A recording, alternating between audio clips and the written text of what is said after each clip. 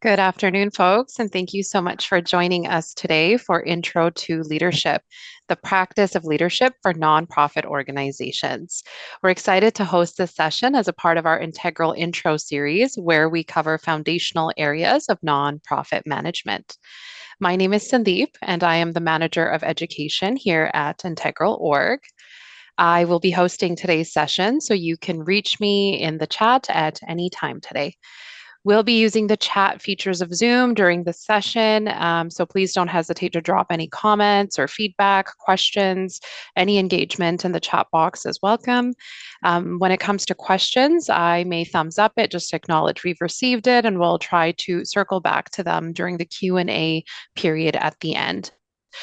Our facilitator, Mike, often keeps an eye on the chat too, so you may see that he's responding to some of your comments as well.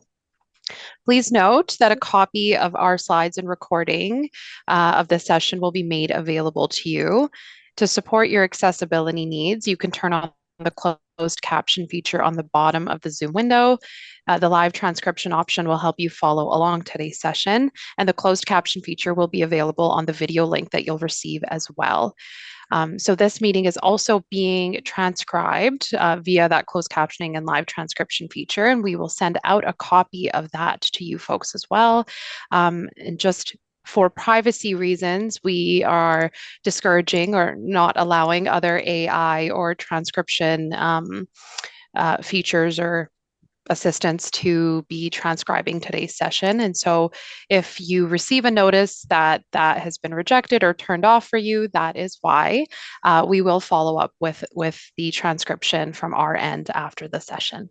So thank you for your patience with that. And we hope that your accessibility needs are being met in that way. I'll drop a little note in the chat here just about the closed captioning and live transcription features of Zoom if you're running into any issues. Like I said, if it continues or you can't figure it out, do let me know and I will do my best to support you on this side of things. Okay, now that all the housekeeping things are done, we'll start today's session with a land acknowledgement. We would like to acknowledge that IntegralOrg is based out of Mohkinstsis, which is the Blackfoot name for elbow. This refers to the confluence of Elbow and Bow rivers that run through Treaty 7 territory. Mohkinstsis is the traditional territory of the Blackfoot Confederacy, which includes the Siksika, Piikani, Kainai, as well as the Stoney Nakoda First Nations, the Tsuut'ina First Nation, consisting of the Chiniki, Bearspaw, and sorry about this, the Tsuut'ina First Nation and the Métis Nation of Alberta District 5. We have a long way to go in addressing the tension between the legal and governance structures that we work within in the nonprofit sector and efforts towards truth and reconciliation. We at IntegralOrg accept our responsibility to work towards reconciling this tension, and we commit to remaining in a position of humility as we consider our history and current reality, knowing that the answers are not clear and easy ones, yet they require all of us to engage. Yesterday, in honor of the National Day of Truth and Reconciliation, the IntegralOrg team had the privilege of hearing Indigenous journalist Angela Sterrett deliver a powerful keynote. She reminded us that naming our history and our present realities for what they truly are is the first step towards accountability and change. Her words were clear. If we want a different future, it can't just be the Indigenous people in the room speaking up. It must be all of us. And so I invite you to reflect on this in your own work regarding colonial systems and how they show up, the contradictions that you may be holding, and most importantly, how you can begin to name some of these tensions and move from an implicit bias to explicit and intentional change. It's a bit more of a reflection that the 2-second transition I'm going to walk into now will allow for. So I encourage you folks to jot this down and revisit this after our time together. I'll pop those questions in the chat for your reflection as well.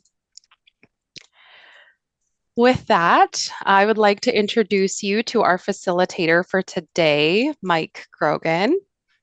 Mike is president and CEO of IntegralOrg and has worked in the nonprofit sector for over 25 years. He excels in inspiring nonprofit teams and leaders to tackle complex organizational issues in sustainable ways. Mike's passion is helping folks understand the ever evolving ecosystem and adapt by building personal and organizational capacity. From navigating change to strengthening network development, Mike has worked with diverse stakeholders to lead programs and systems in a way that reflects the changing needs of the nonprofit sector. Mike, as I pass it over to you, I'll begin by asking, why is leadership development important to you?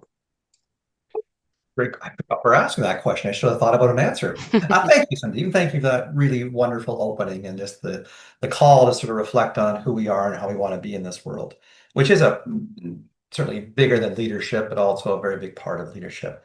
Yeah, to me, leadership it is something that when I talk about this being the practice of leadership, it really is. That's an intentional word. That this is a practice. You're not born a leader.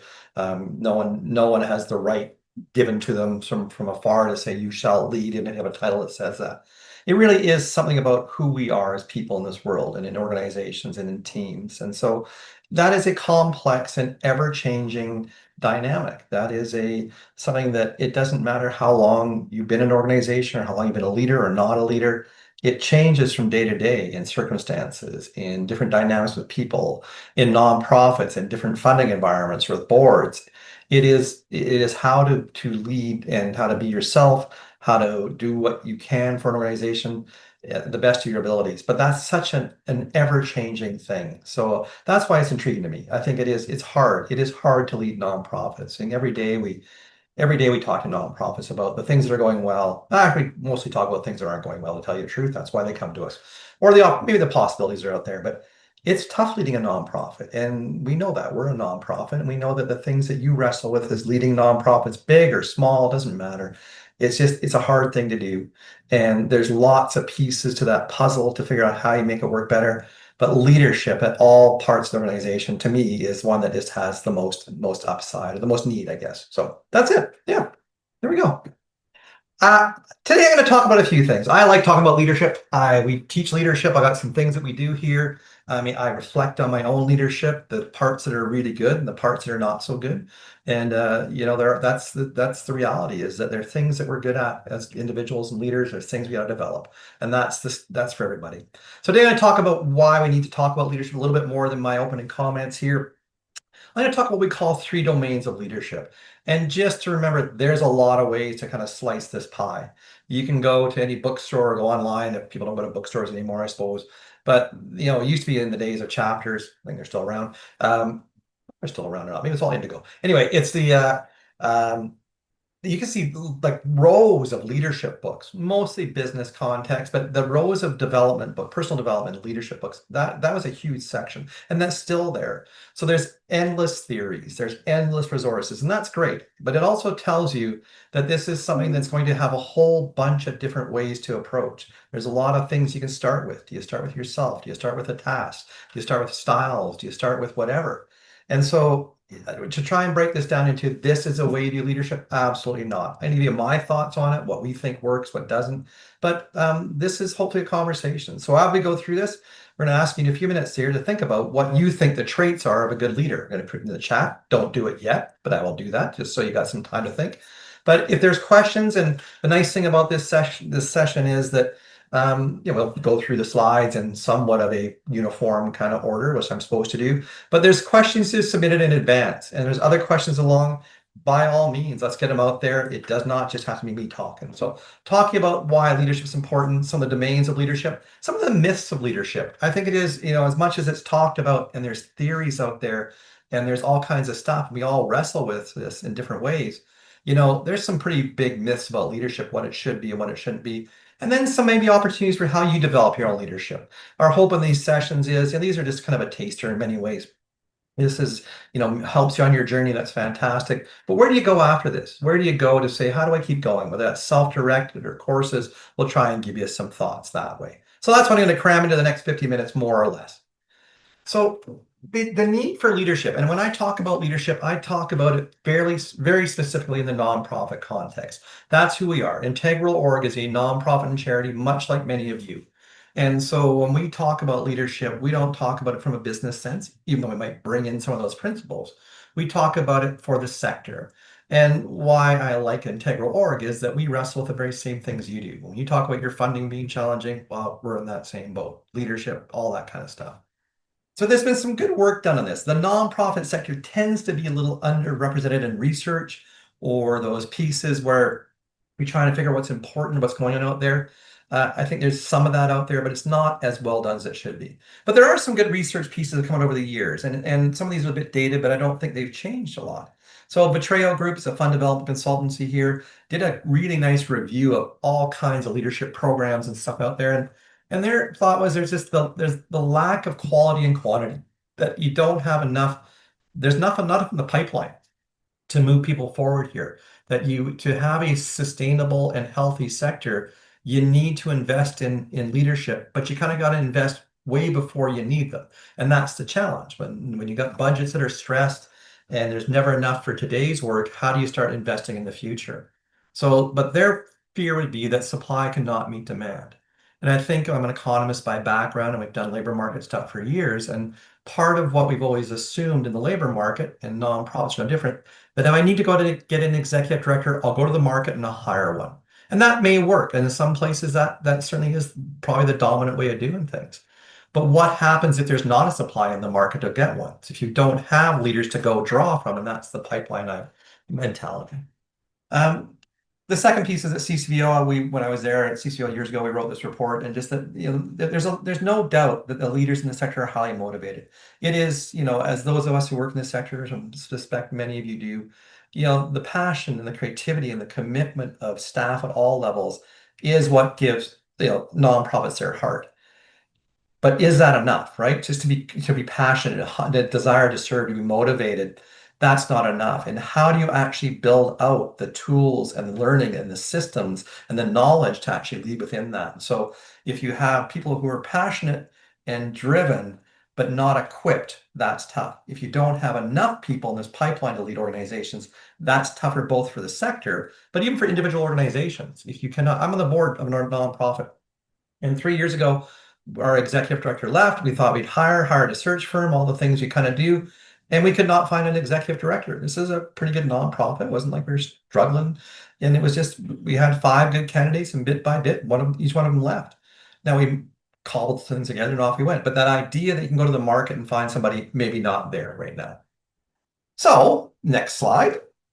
You know, and this is again back to betrayal. To solve this, we got to start to build up the mass of leadership. And that's why even today, things like you folks coming to say, I want to learn about leadership for myself, for my organization. That's great. It's a sort of toe in the water type stuff. That this needs to be a major enterprise, not a casual undertaking. One of the problems is it's no one's business. Who builds leaders for the sector? Well, in organizations, you're responsible for your own work, fair enough. Sometimes they'll get subsectors like ACDS. I know there's some disabilities agencies on the phone call today. They may do some of that stuff, but it becomes kind of a secondary thing. And we're never going to get to that level where there's that critical mass of leaders that help us be a sector. Not saying there's not great leaders out there. There are fantastic leaders out there. Even the system that's maybe a little flawed right now, I think there's still great leaders arising every day. So that's one of the things. How do we do this on a bit more of a sustainable and maybe large scale basis? So I like the way that Sandeep did her opening here and the idea of what we want the future to look like. And yeah, those who know me and some of the work I do, I use quotes all the time. And I like these two gentlemen. I'll talk about their work, Kouzes and Posner. They are some of the leading thoughts in leadership stuff, at least in my mind, for decades. And they just have an interesting way of trying to understand leadership. But leadership is about the future. It doesn't mean that our job really is about today, but that can be arguably more management. And we can maybe pull those concepts apart if we have time. But leadership is about those ideas of how do you move people and organizations from today where they are to whatever that future might be. So the leadership piece is the future kind of stuff. I'd like you to do this. I told you a few minutes ago, I was going to ask you to think, what value or trait or characteristics do you most admire in a leader? So when you think about the people who've led you, or maybe think about yourself, that's fair game. Go ahead. But what traits do you most admire a leader? Throw them in the chat. There on the bottom of your screen, it'll say chat, little box, I'll click up. Pretty sure you know how to use that stuff. But what traits do you see for you personally that do you most admire in a leader? And I will actually try to read them in some sense of, yeah, should they actually arrive? There we go. Thank you, folks. There we go. Transparency, outside the box thinking. Thank you, John. Good communication. Someone allows us to have our ideas. It seems like such an easy one that you should be a communicator and allow people to be themselves or have ideas. But that is, a style that's not for everyone. Empathy, strong listening, and collaborative spirit. Getting their hands dirty. Oh, there's something. Servant leadership. Oh, there, the first part. I thought just not washing. I thought, well, what kind of answer is that? That's awful. But, good answer. Making time for the team. Will this recording be emailed to attendees? That's a bad leadership trait. Yes, we will, though. Accountability. I like it because you are this is, and you can keep going with this all day. I have no doubt that there are lots of traits, and they are important to you. And that's one of the things that we talk about. Humility. That's really good. I think it is tough. Humility again, forward strategic planning, that kind of stuff. A lot of what it's like art. It's like you don't know what good art is, but you know what you like, kind of thing. And leadership is that too. That I might think I'm a good leader, but unless some deep probably responds to my leadership, that's not leadership. I'm sure she does, but we'll talk about that later at her performance review. It's the that it is, what I admire in leaders. And then I think some of the things that you put in the chat, servant leadership is really important to me. And you think, okay, that's important to me, but is that important to the people around me? So it's this give and take. Leadership does not happen in a vacuum. It happens in relationship, and relationships are kind of tough sometimes. One of the things that's interesting from these gentlemen I just mentioned, Kuzas and Posner, they have a book and a series of work called the Leadership Challenge, and it's not a book they wrote once. They write this book every year. Now, 99% of it's the same, but they update it. But what it really is based upon is an ongoing survey of what traits or characteristics or values that are most admired in a leader. And when I look at these things, some of those things are very much in your answers there, being honest, being forward-looking, being competent, being inspiring. Those are largely the pieces that people admire in leadership in their grand scheme. We're talking tens of hundreds of thousands of people by now. And they talk about how to build this stuff out after that. But the least admired are things like being intelligent, being cooperative, being dependable, being ambitious. Now, some of those things doesn't mean you probably shouldn't be somewhat intelligible or somewhat cooperative in being a leader, but maybe those aren't the traits that rise to the top for others. And I think I'm surprised at some of those things. And, I'm surprised that being cooperative. Now, I've prefaced this, but their survey work is global. It is businesses, governments, nonprofits. I would argue that perhaps in nonprofits, the idea of being cooperative and that kind of stuff may be a bit of a higher value. But being ambitious, that is an interesting one. And I think it does. There are people in this sector, and we're no different than anybody else, where you see people are saying, I got a plan to boost me. I got a plan to boost my stuff. And it's not we shouldn't be proud of our work, but when it comes across as self-serving, that is one of the things that turns people off. We've probably all been there. When you get a sense that somebody, their values, their ways of being do not resonate with what I trust in life. And maybe I can't quite figure out what that disconnect is. But again, the point is there are things that we think are important to leadership personally. It may or may not resonate with those that we inspire to lead. Moving forward here. There's a couple definitions, and again, you could go to a million definitions of leadership out there and find them, books out there. This is McKinsey, big sort of consulting firm in the States, and this is maybe the more technical definition. And I like that you sort of pair technical definitions, but maybe more flowery ones. Leadership is a set of behaviors used to help people align their collective direction, execute strategic plans, and continually renew an organization. I do like that because it does bring into some pretty major concepts of organizational level leadership. It's the idea that this is a team game. And whether you call yourself the captain, the coach, the quarterback, what is your role as a leader on that team? No one leads alone. You can be the best leader in the world if you don't work with anybody else. Small group works tougher, but other than that, it's really good. So if you're just by yourself, you don't need to align people, but nothing much gets done necessarily. So that collective decision, I think that's some of the stuff that popped up in the chat. That collective decision allow us to have our thoughts that feeds into this bigger vision of where we're going. It's got to be strategic. It's not just a bunch of ideas where we brainstorm stuff and we sort of come up with the loudest voice or what looks coolest. There needs to be some component in leadership that aligns us towards something that is strategic. And I love that last little bit, to continually renew an organization. I talked about at the beginning that leadership is that ever-growing, ever-changing piece. That is, organizations are not static, and they change day to day. And I think we have this, maybe I do. This is my myth, I'll tell you this. Sometimes I think, why is the organization kind of always sort of in tension? Why is there always some of this imbalance? Why is it never seen like, things are stable? And there's days when it does, and there's days when it certainly are. But organizations are inherently unstable. They are designed to be unstable. The models we work with are unstable. And one of the metaphors that somebody shared with me is when you see a frisbee flying through the air and it's just kind of floating nicely and it sort of glides through, you think that's just a stable kind of floating disc. But it's not stable. If you slow it down and magnify, it's vibrating really, really fast. It's ever changing to sort of figure out where that equilibrium is. And it looks like it's stable. And I think a lot of what we think leadership is making our organizations look like they're really stable, when in reality, they're vibrating sometimes a lot, and you get that little wobble at the end where it's the ground. So that idea that its leadership is not just aligning people and getting us to work together. It's understanding that my organization is inherently always going to be kind of in flux. And I've got to be aware of that and feel that and still lead people through that.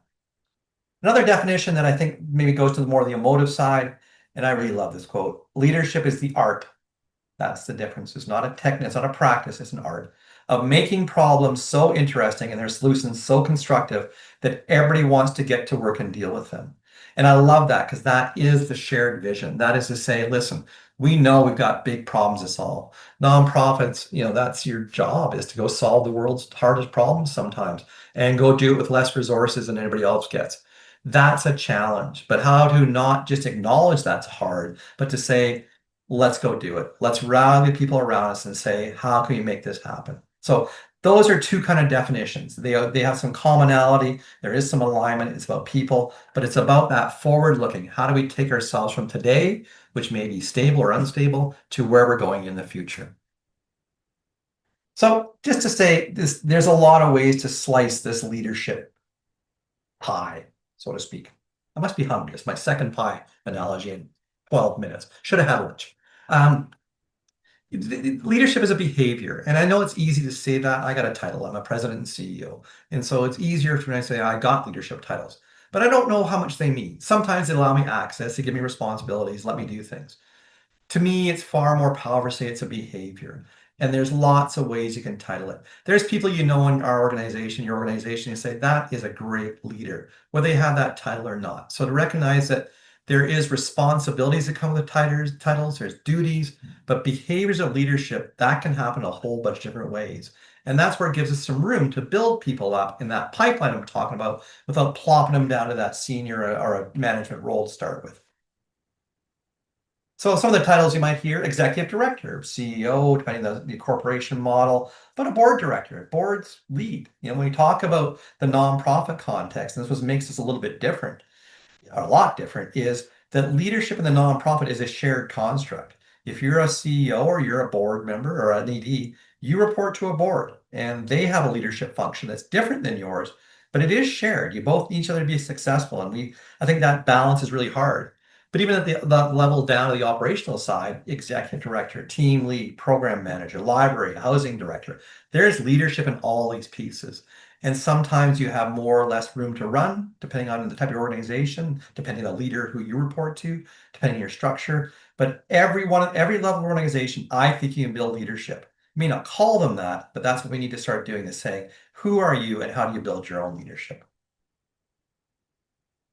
So I want to talk a bit about the three domains of leadership. And again, this is something that you can slice a lot of ways. Like, there's different ways to do it. But I think, and we will talk a bit of one of our leadership programs that some of you might want to partake of. We talk about leadership in three different realms. This leading ourselves, leading organizations, and that might be at the team level or the whole organization level, but how do you lead groups of people? Then leading in the broader community. So self, organization, team, and the community. I want to just talk briefly about each of those things. So knowing yourself is the beginning of all wisdom. Aristotle, he seems pretty smart. You cannot manage people unless you manage yourself. Peter Drucker, another really smart guy, in our world. So that leadership, unless you know who you are, you're not going to be that good at other people. And we've all seen that. We've all seen folks saying, you're spouting stuff, but you don't live it. You're not being authentic. You're a mess yourself. Pretty tough to lead. So some things we put out there, we talk to McKinsey again, they talk about some of the same things. When you're talking about behaviors, champion positive failures, all these things, offer a critical perspective. But it does start somewhere with group stuff. We got to sort of understand that I don't sit alone from the team I'm with. So there is a piece of this, and it starts with I may have to support my group. I do have to support my group and those things, but I got to start with me. So I know the next slide, Sandeep. So again, McKinsey, be supportive, that idea. But I don't think you can be supportive from an inauthentic place. To say, if I don't understand who I am and what I believe in life, it's pretty tough for me to support you. And I think if you start to go down that road of trying to be something that you're not, that doesn't work very well. And I think people see through that pretty quick. They would say in McKinsey is to offer that strong results orientation. Fair enough. And I think that's part of it is that self-leadership probably a part of it. It might be more the other side of the coin of the team leadership.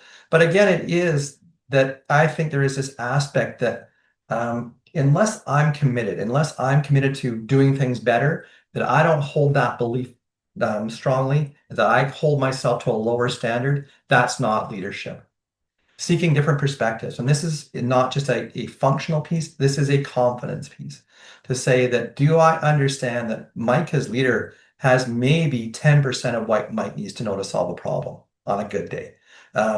The idea that if I want to solve a problem, I need somebody else's perspectives. And it's not just that I need them to serve my vision. I need to have the confidence to say, I understand enough of the problem to go find other people and not to put myself in that piece of being the heroic leader. We're not going to talk about different leadership styles here, like in terms of where they are, but we've done a fair bit of work in our leadership training program about autocratic leaders or servant leaders we've mentioned. There's this notion of the heroic leader that if I just hire a CEO or an ED and they're going to go solve every problem for me, it doesn't work. And it doesn't work probably because it puts too much pressure on them and they're not good enough to do it. But that idea that I'm not going to lean into their people, probably because the expectations or the confidence myself is not there. Or even that, people want us to solve problems efficiently. And I don't deny that. But that's an expectation that's really hard to maintain. And those who are in senior leadership roles to always have that pressure, that idea that I have to solve these things for somebody else. Yeah, you do, because it's your job. But how does that affect who you are as a person? So this understanding of who you are, how you engage with people, how you develop yourself, and what you're not, and then what it costs you. That idea of leadership and the self is really, really that's the core part of the first part of this puzzle. So within organizations, so that we move up from self, and then that self stuff can go forever. I did my master's in leadership at Royal Rose 18 years ago. And the first year was really understanding myself as leader. I could probably do that again every couple of years to go back to that understanding myself as a leader. That's an ongoing thing. And every time you sort of think you're good at something, you realize, oh boy, you learn more. So the more you learn, probably the less confidence you are. We see this in our leadership program that we'll do an assessment of your confidence of leadership. And after people might come in saying, I'm pretty confident. Then we spend, maybe 3 sessions with them and they're less confident. So we've torn their confidence apart. But it's not that we're trying to. It's just saying, as I get to know myself in the world better, I realize I've got more work to do. And then hopefully rebuild them. Usually we do. So leading organizations can happen in a lot of different places. This can be the whole organization, can be the team. So there's a lot of different activities and styles here. And depending who you are, if you're the team that really needs kind of the dynamic, the soft skills, you're spending time understanding each other, fair enough. If you're a firefighting group, you probably don't spend as much time on your emotions. You just go put out the fire. Maybe you talk with each other afterwards. So the styles are really going to depend on your situation, your own personal abilities, that stuff like that. So there's no one way to lead, and I think we all kind of find our way. It's when we get locked into one way of leading sometimes, is saying, I make decisions fast sometimes. Well, that's not always the best way to go. It does start positionally. I mean, I think people start to say, hey, I'm a leader now. And whether that's leading one person or a functional area, I think there is an empowerment and a dynamic there you can't get away from. So it's easy to say it's not just a title, but it does allow people to start to say, if I'm leading, what am I leading? Who am I leading? Where am I leading? But it really can change an organization. I think this is where we need to spend more time with people before they get into leadership positions to say, who are you and how are you doing your job now, so that you actually grow into these things, not just, hey, we promoted you being a manager, good luck with stuff, hope it works well, and here's $12 more a year kind of stuff. There is also this idea that when we're talking about leader, it is hard and soft skills. I mean, I'll speak to a couple of things of those things. When we talk about hard skills, there are things you need to learn. Sometimes they're very functional, maybe the financial management stuff, maybe it's performance management. That can be a technical skill. But paired with that is how do I engage people? How do I draw things out of people? How do I facilitate conversations? How do I be human with people? And that's tough. And there's some folks I know on this call work in very highly regulated environments. They got all kinds of security, practices for complex needs. And you're saying there are rules to what we do. Yet I want to be human and figure out how to work within those things. So that's the tension. That's the tension of leadership is how do we be honor and be safe for our clients? I basically have one employment policy. I actually have a few more. But my basic employment policy is this, is you're an adult, I'm an adult, you do your job, let's figure it out. But you realize that there's times you got to go beyond that. So that idea of how do I bring in some HR management skills for myself is still be somebody who says, my job is here to get the best out of you as we can do, given all the other things that life throws at us. One of the things that Kuz is important to put out there is they talk about some different ways. I'll go through these quickly here because I'm rambling a bit today. Sorry for that. The idea of what leaders need to do to be successful. You need to model the way. We all know that. If you sense insincerity or inauthenticity, that you're dead. It doesn't matter. So if people don't see you live out the ways that you were expecting them to live out, you're probably not going to get too far. People are going to follow a person. They're not going to follow plans. They're not going to follow organizational mandates. They're not going to follow a mission that maybe for them resonates a bit, but you want people to stay and be around. They're going to follow you. And that's why that understanding of who you are and how you are is so very important. Um, but leaders, oh, sorry, inspiring a shared vision. There we go. This is again part of the comments, part of the stuff from before, is that idea of rallying people around a common goal. And you may not picture yourself as being that sort of charismatic up front. Come on, folks, we're going into war here, kind of folks. I don't think it's that. I think people get when you say, yeah, the stuff we're doing is really important. And maybe it's a quiet leadership this way. And there are loud and there are quiet leaderships, and there's time to use our voices in different ways. But that idea that we started nonprofits, every one of these nonprofits in the call today, somebody had a dream. You start with the nonprofits an idea. I want to change the world. Leaders would bring life into that idea. And there's a difference between having an idea and having a vision and a mission. So how do you take that and make it practical and inspiring and all those great things? Again, it encompasses, it's more than heroic leadership. You can get heroic leaders who burn bright for a while. I don't know if they sustain themselves. Maybe they do.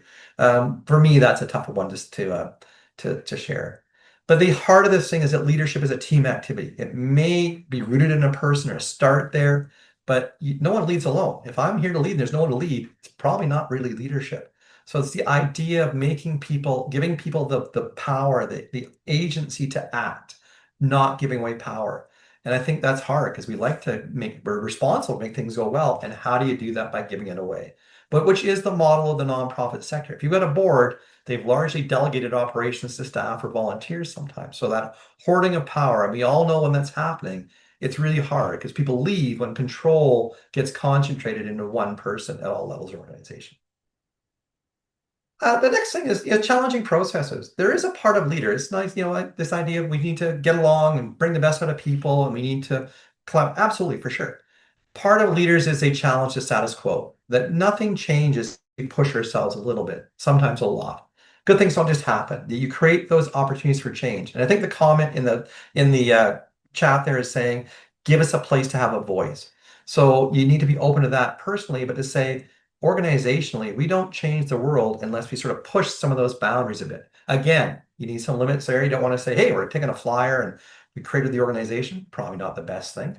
But the idea of how do you sort of push those boundaries, challenge some things. But challenging is both an internal and external construct. We're all good about challenging things with a funding opportunity. I got a new idea, that kind of stuff. But internally, that we build organizations, we're proud of them, but they change. And sometimes you have to be open to be challenged or challenging some of that status quo internally, which can be much harder because I think people who built things can sometimes feel quite a bit of ownership to it. But again, it's not about a whole bunch of new ideas. Sometimes we'll sit there, and I'm probably guilty of this. I have a lot of ideas. And sometimes I'll say to the staff, we're doing this. And they kind of look at me like, well, that's stupid. Or you just asked us for 5 things yesterday. Maybe you should dial it back, Mike. I don't know if they say that or not. They should. But the idea, coming up with ideas is not leadership. Fantastic. I mean, but how do you take ideas and socialize them and build them and merge with other ideas? That's the leadership thoughts. How do you take things and again then make them shared? So those are the things that we need to think about, not just moving from ideas to real strategies or process that challenge. You encourage the heart, and this is why I really like to use this language. Again, leadership is about has both a functional aspect and this human aspect, and those aren't necessarily that divorced, but it's about relationships. You know, if you're not good in relationships, and we all have different ways of relating, I understand that. But if you struggle with relationships, if you're, in different ways, it's pretty hard to lead a team because I think there is this trust. And was on a call today with some colleagues in other organizations similar to ourselves in the Alberta Nonprofit Network, and we talk a lot about the trust that the leadership group of this group has put in place. But that has taken a long time. That's taken years, and taking time to attend to that. But it is about understanding who each of us are, what kind of hearts, what we're going through, what's the ups and downs. Um, it doesn't have to be that profound where you're sitting around for hours and hours. Sometimes it's just things like that appreciation, encouragement. You know, we all know that working a nonprofit is tough, and to have somebody say, "Listen, I understand what you're doing is harder. I understand the work you're doing is tough. I just really appreciate you." So how do you start to encourage things where there's a humanness to the work that we do? The last area, and so these are the three domains, and probably should have a little transition slide in there, but we start with self, you lead teams, and this is leading in community. And I think this is can be, they call it systems change or systems leadership, but you don't work in isolation. And for many of the folks in the call, I know that you're out sort of different working groups or different sector gatherings, that the work of our organization doesn't just happen alone. So we need to be aware of the community beyond ourselves.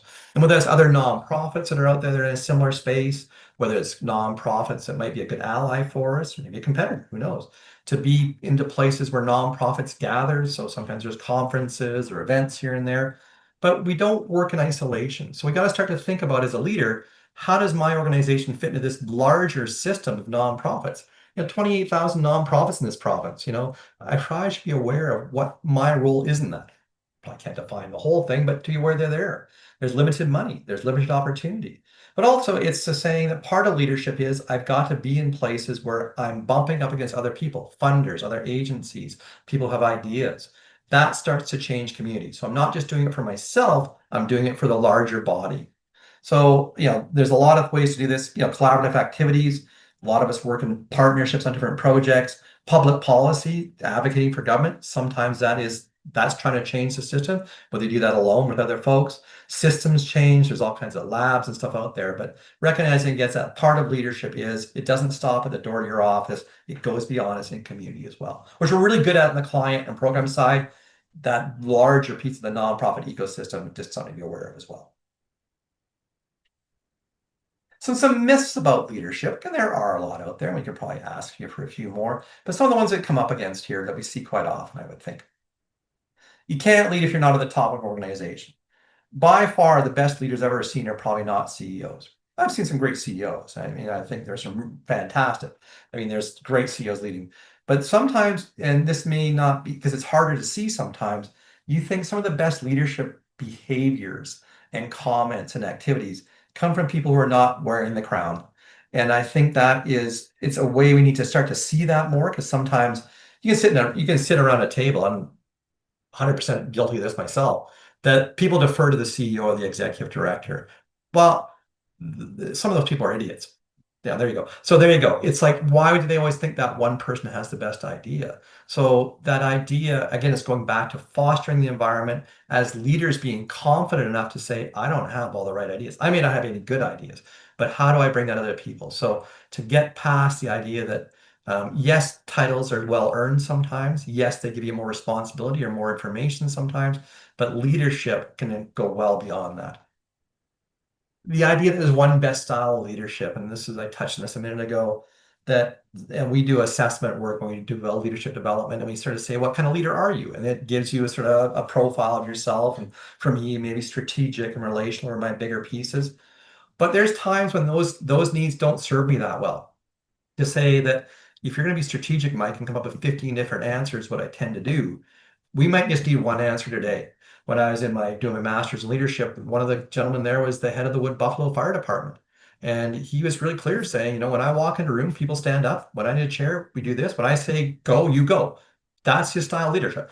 By far the nicest, most team-oriented guy I've ever met in my life. But he knows that in his organization, when I'm fighting a fire, we're not talking about your feelings. We're putting the fire out. And so he flexed more than anybody between different styles of leadership. I think what we need to understand, though, is to understand when we're actually using different styles. When I'm being kind of autocratic, when I'm kind of trying to be a servant leader, when I'm trying to be maybe more charismatic. And we don't necessarily need to build all of those, but to recognize they're almost like a toolkit. And if I only rely on one style, we'll see it's easy to pick on people who are very autocratic because they'll have one way, they give directions. But that's not just that style is wrong. At times, that's a very good style. It's if your only style, then you're screwed, right? You're in trouble. Sorry, take that out of the transfer. There we go. But it's like saying if everything, it's a tool analogy, If all you've got is a hammer, everything looks like a nail. Well, these are tools to use in different ways. Leaders are born, not made. Yeah, there might be some born leaders, but usually the 1-year-olds are terrible leaders. I'm just gonna say that right now. So it's you do have natural ways of being. We're all there, naturally occurring tendencies that lead to different behaviors. That's kind of the Clifton Strengths Finders model. But that's the seed. That's those things are how you grow them and how you build them. One of the traps is I think we think sometimes that I need to be a certain type of leader. That's a leader that's the type of leader I like. I need to be like them, to be like the she is. That may not be it. You have a different makeup, a different route to who you are, but it does need to be developed. It needs to be nurtured, it needs to be challenged, it needs to be grown. That leaders require confidence. I think that's an interesting one because yes, you do in some sense. You do have to be confident what you do. But confidence on a day-to-day, hour-to-hour thing can be really variable. There's times I come out going, geez, I don't know. When things get tough, you kind of get into that, I'm not quite sure what I'm doing. And so this is why it's that idea of where do you start to open yourself to other people, saying, if I don't quite know where I'm going, do I force my way through it because it's my job and my job description and people are expecting it? Well, part of that's probably true. But do I go to this task team and say, I'm not sure how to handle this? And do you open yourself up to that and really hope that they have some confidence? Because if they don't, then you got problems, I guess. And the good leaders don't fail. If you're honest about this, you probably fail as much as you win. And that's not a bad thing. It's not to say that failure is this big report card.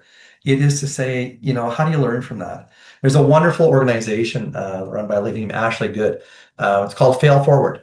And they're all about failure, is how to learn from failure. So they do a report for Doctors Without Borders every year. And they don't write an annual report, which I hate in nonprofits. I know we all do them, where we just tell the good things. They write the failure report. This is what we screwed up with last year. And here's how I learned from it. Here's what I did to move forward.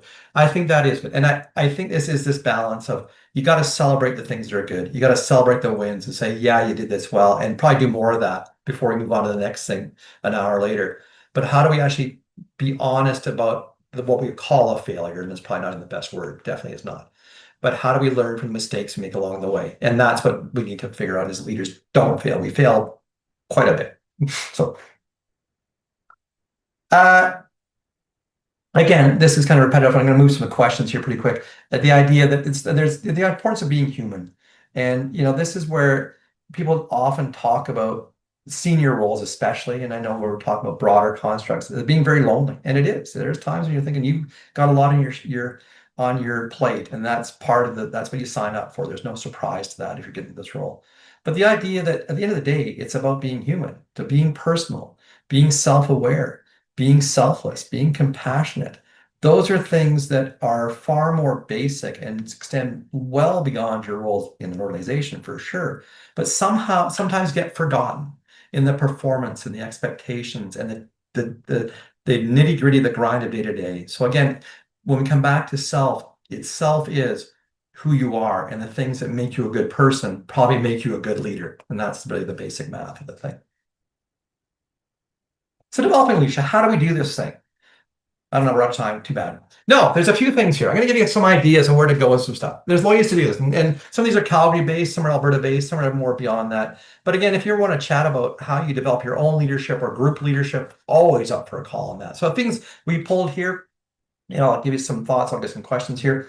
Again, self-directed, it starts with you. You can start developing your own leadership every day. You can start to say, okay, how do I reflect on this? There's all kinds of guided stuff out there. There's great assessments. We're a big fan of assessments. There's a lot of we use Clifton in our leadership training program, and it not just tells you who you are, it tells you where you need to develop a bit more. So you can do some of this stuff without other people, and then whether it's free or they're really low cost, lots of good stuff. So assessments are a great way to start with that.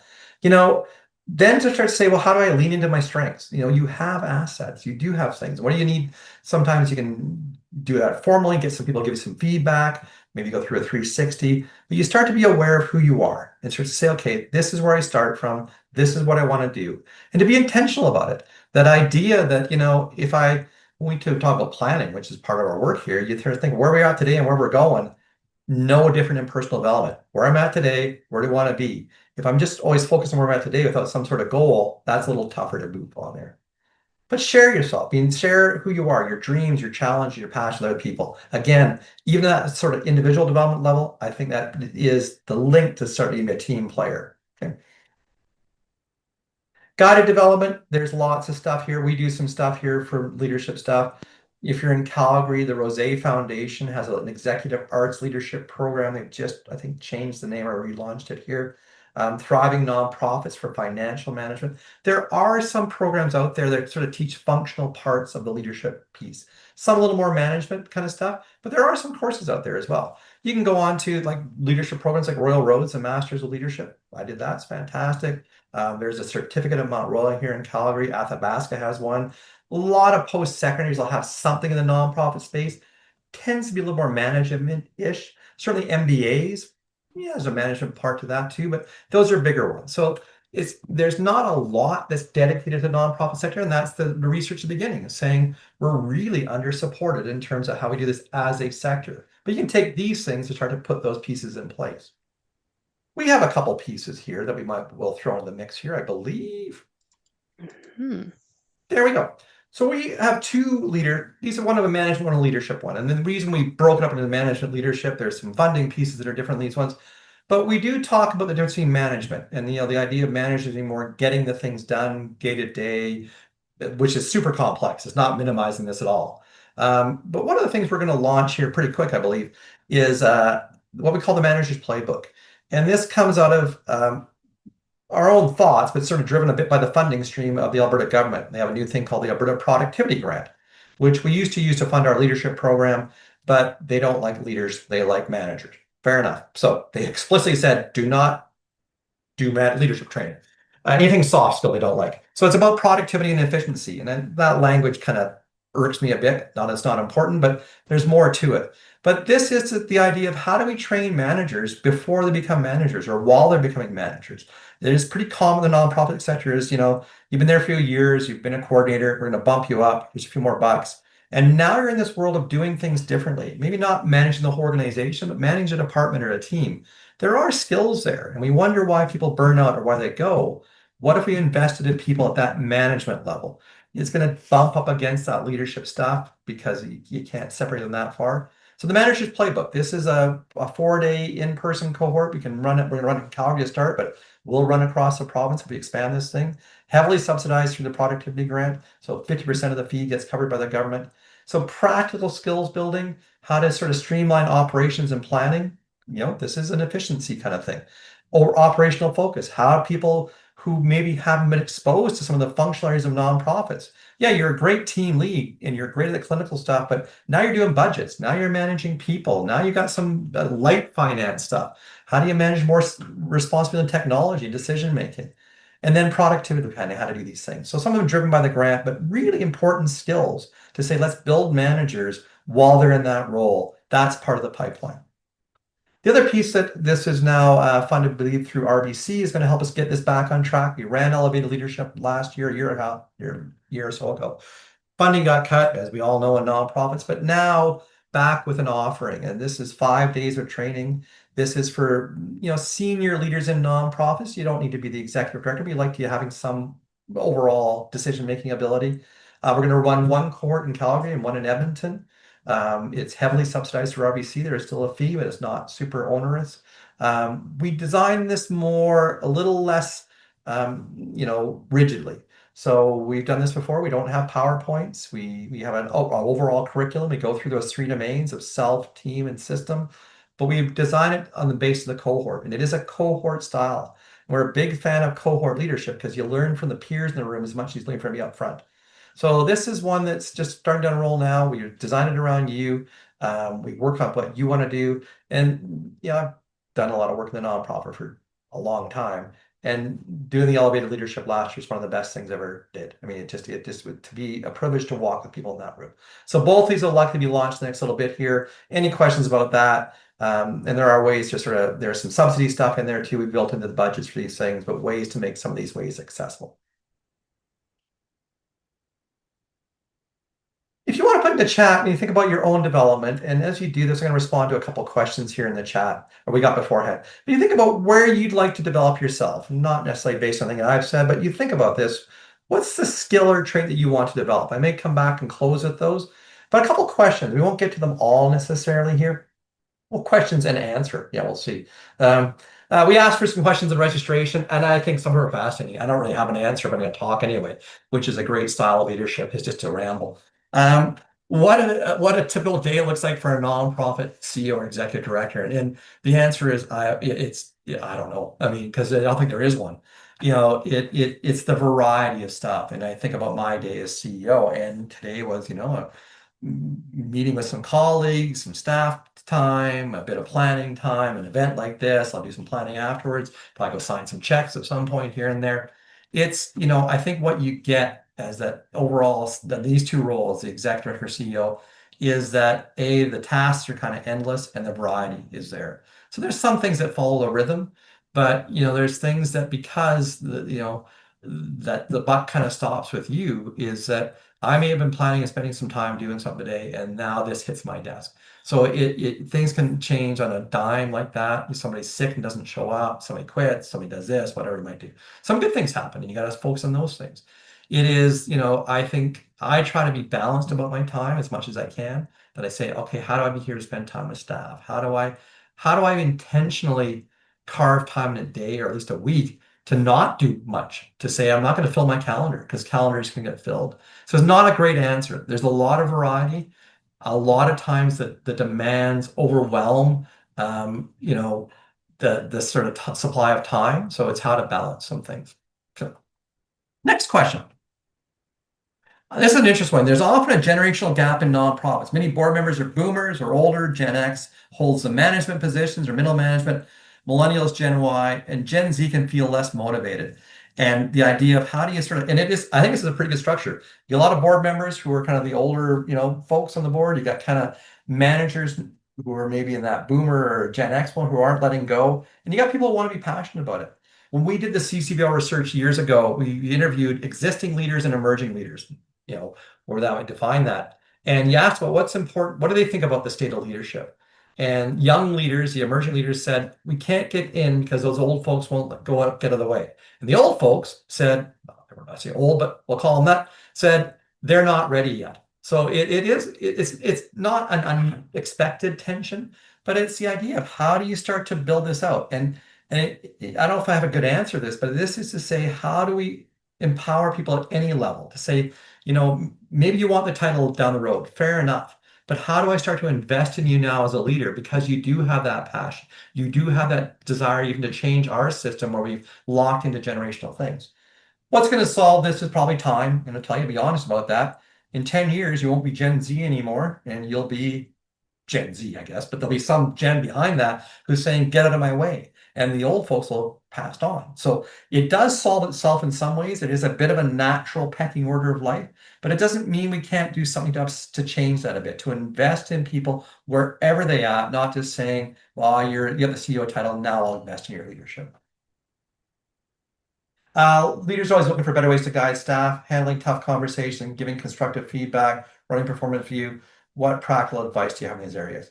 None. I don't know any of those things. No, there's some good stuff. It is, I guess, I mean, that's the thing. And it's, again, it's that being personally responsive to saying, what I might have for a tough conversation with one staff is not the same as another staff. So that one style fits all way of being That's what you gotta be. And when you get busy or you're not paying attention, and I can tell when I'm not paying attention, that somebody's got something they want to say, and you realize that I probably haven't been attentive to you for a while. And you think, okay, that's me. That's me being too busy or focusing on the wrong things. So that idea that I need to probably be aware of where I am. So when we talk about self-leadership, that is a very day-to-day thing. How am I approaching today? What do I need to attend to today? Because it's not just about me, it's about the person sitting out there or on the call and things like that.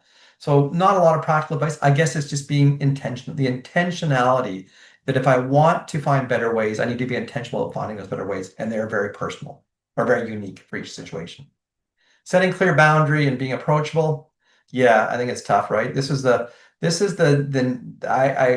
don't think about it a lot, but you're aware of it, right? Um, the staff have a committee for diversity and equity and inclusion here, and the only person on the committee is me. So I'm not included in that. I'm not sure how that's equitable or inclusive, but that's up to them. But there is a place where the staff need to have their own space, to do their own things, to create their own places, have their own conversations, complain about me. Fair enough, that's part of the game. But the idea of then how do you be a part of it? How do we be team members and friends and colleagues? And that's a tension. Leadership is often about tensions, and tensions aren't bad. To be pulled in one way and another, and it's not necessarily resolvable, but to be aware of that tension. When do I need to be more available? When do I need to be approachable? I should be approachable all the time. But the idea of when do I actually need to draw a line? And it's usually when things go south, when I have to make a harder call saying, I got to talk to you about something because this isn't working for us right now. And those are the hardest things. But I think, to me, my style would be if you build a relationship, having those harder conversations when you can be less approachable, that's the foundation that allows you to do the harder conversations. How do nonprofits keep employees engaged and motivated when they can't offer the same pay as government roles? Yeah, this is the challenge, right? And this is why I think some of the traits you talked about of being human, being approachable, all those things, they're not going to make up for a giant pay difference, but they're going to go a long way. So there's ways we can do it. If people in the research is a sort of standard saying, but the research backs it up.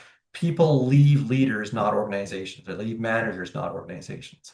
So that if you're not good to people, that's who they're leaving. They're not leaving your organization. They're leaving the person who led them. It doesn't mean they'll stay forever if you don't have the conditions or the ability to pay their bills. I get that, but you can go a long way. And I think we both acknowledge this in nonprofit sectors, the idea that nonprofits are really good about passion and performance.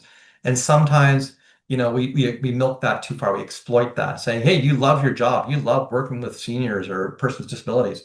I can go forever." But if we don't take it seriously, so I think there is flexibility. There is doing what you can with what you've got for resources. There's always advocating, saying this is not a healthy dynamic, and some organizations do that well, but this is not a sustainable piece, right? Especially as labor markets tighten. So I wish I had more answers on that one, but it's a challenging one. I'm going to give it to Sandeep to wrap up because it's 1:58. There is more Mhm. questions. If you want to chat, I mean, we'll give our emails. There's always a chance to chat here about stuff. This is just a teaser. Love to see, what any of the stuff we're going to offer here or anything you want. But Sandeep, bring us home. Sure. One of the questions that popped up in the chat was actually on the slides and then it disappeared in the chat. So hopefully, whoever that was, we covered some of your curiosities. Mike, thank you so much for taking the time and going through that. And thank you, folks, for joining us today.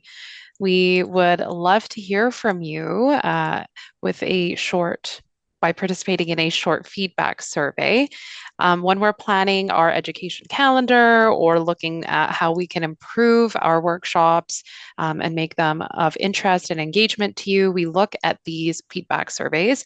And so if you could spare a few minutes and click through this and offer some of your insights, that would be very much appreciated. The link is there for you in the chat now. It will also be a part of the post session email you will receive today or in a couple of days of today's session. It's our ongoing effort to make education accessible to you. And so this is why all of our intro workshops are available on demand. You can access resources, presentations, and recordings on our website at any time and revisit these learnings to deepen your knowledge and understanding. drop a link here for that as well.